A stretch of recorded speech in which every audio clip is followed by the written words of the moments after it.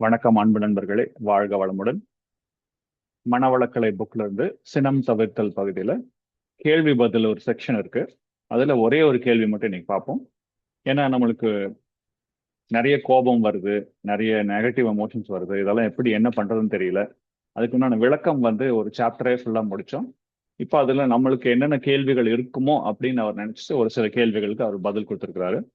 இந்த கேள்வி பாத்தீங்கன்னா, விருப்பு வெறுப்புகளே சினம் உருவாக காரணங்களாம்.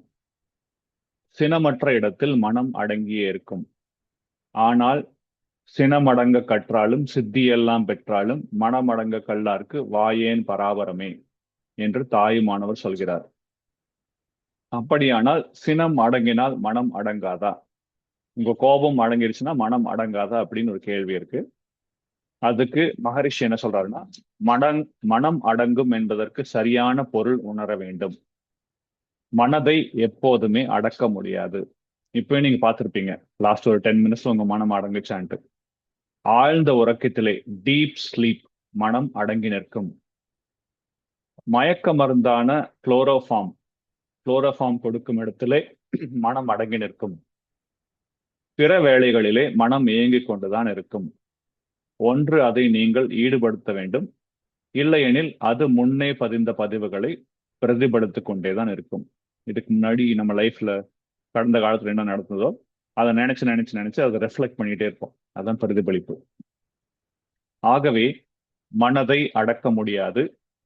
யோகத்தின் மூலம், அகத்தவத்தின் மூலம் மனதை உயிர் மேல் செலுத்தி உயிர் உணர்வு பெற்று உயிருக்கு மூலமான மெய்ப்பொருள் நிலையை உணர்ந்து அந்த விரிவு நிலையிலே அவனே நானாக இருக்கிறான் என்ற உண்மையை அறிந்து தன்னடக்கம் பெற்றுவிட்டால் தன் முனைப்பு நீங்கி அந்த இடத்திலே மனம் விரிந்து விரிந்து அதன் ஆதி நிலையோடு எப்போதும் ஒன்று நின்று கொண்டிருக்கும்.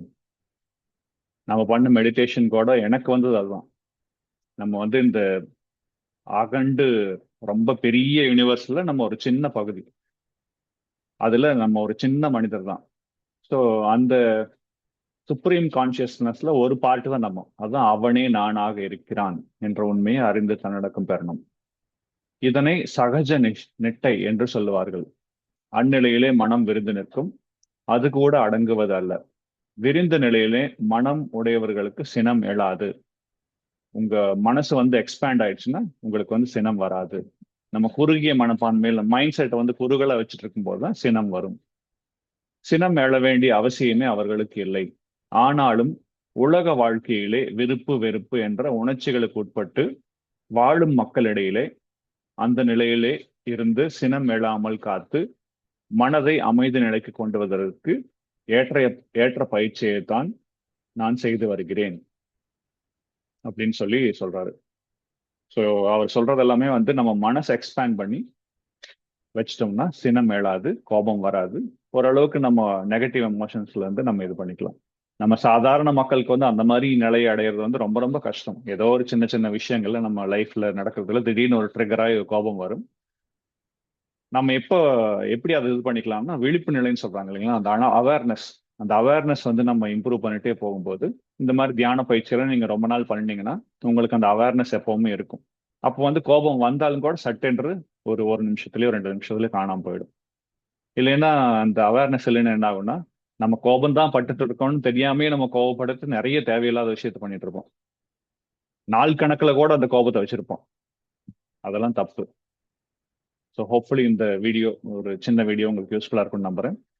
Thank you so much. Have a wonderful day. வாழ்க வளமுடன். God bless you.